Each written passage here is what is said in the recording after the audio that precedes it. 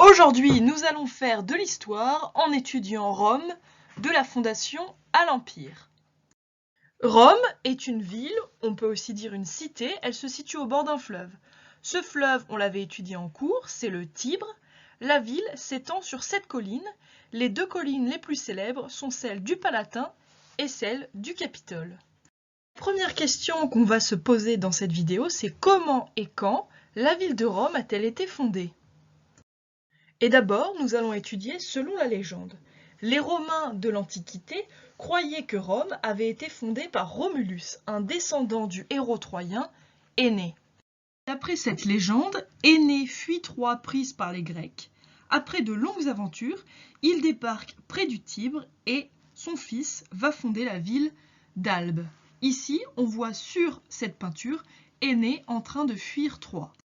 Les lointains descendants d'Énée, vous les connaissez, ce sont Romulus et Rémus, sont abandonnés dans un berceau près du Tibre. Mais ce berceau échoue au pied de la colline du Palatin et les 2 jumeaux sont sauvés par une louve qui les nourrit, comme le montre bien cette statue, la célèbre louve du Capitole. Cependant, devenus adultes, les jumeaux se disputent l'honneur de fonder une nouvelle ville. Romulus tue alors son frère et fonde sa ville sur la colline du Palatin, auquel il donne son nom, Rome. Selon la légende, Romulus fonde Rome en 753 avant notre ère, sur la colline du Palatin.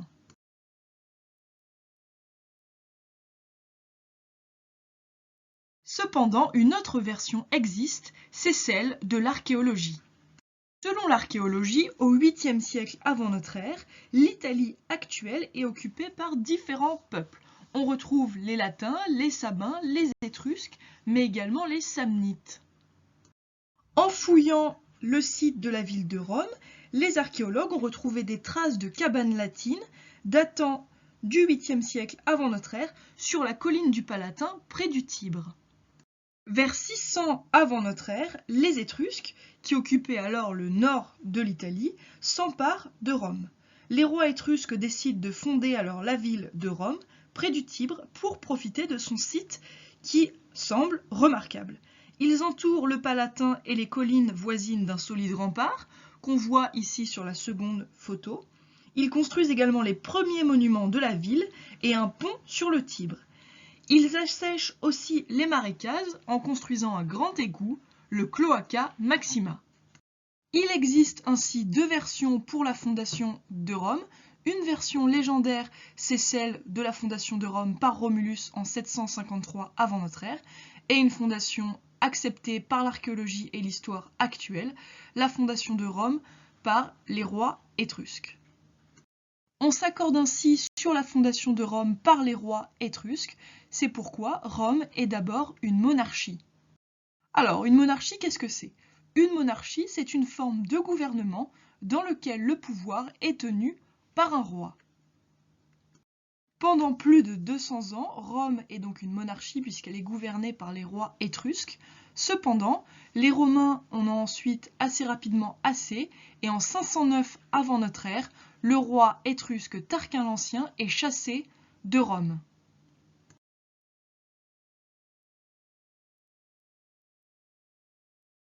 Les Romains décident alors de changer de mode de gouvernement et Rome devient une république. Une république s'oppose à une monarchie puisque c'est un gouvernement sans roi dans lequel la population ou une partie de cette population détient le pouvoir. Le pouvoir est donc entre les mains de plusieurs personnes. Cependant, dans la République romaine, le pouvoir est entre les mains des citoyens les plus riches. On les appelle les patriciens. Ici, vous voyez une statue d'un de ces riches romains qui participait au gouvernement de la ville.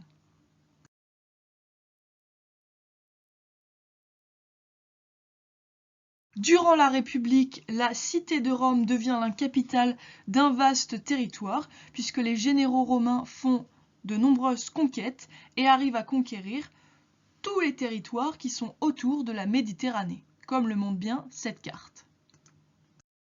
Un de ces généraux est bien sûr Jules César. Donc à gauche, je vous ai mis un buste présumé de Jules César et à droite, une représentation que vous connaissez peut-être de Jules César si vous êtes de fervents lecteurs d'Astérix et Obélix. Jules César est resté célèbre puisque c'est grâce à lui que les Gaules ont été conquises.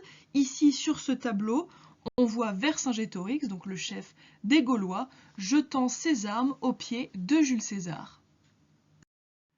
Après ses conquêtes, et notamment sa conquête de la Gaule, César est acclamé par tous les Romains et prend le pouvoir. Cependant, certains Romains ont peur et pensent que César veut devenir roi. Ils ne veulent pas une restauration de la monarchie. Craignant un retour de la monarchie, des Romains assassinent César en 44 avant notre ère.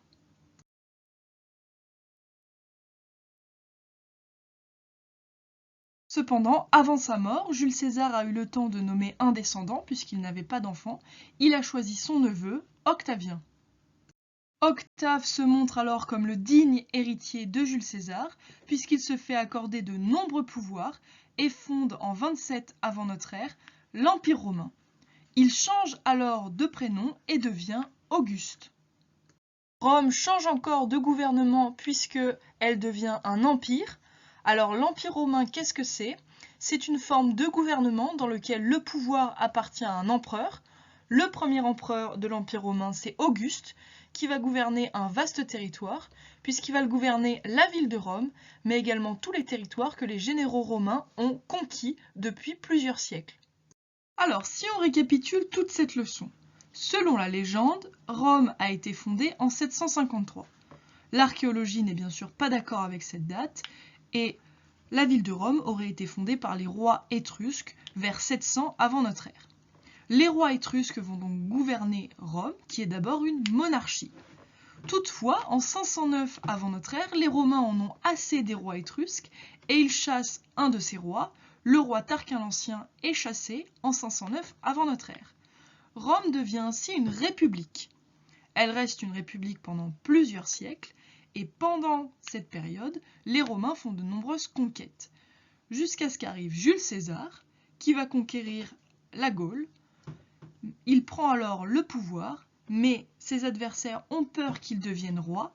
Il l'assassine donc en 44 avant notre ère.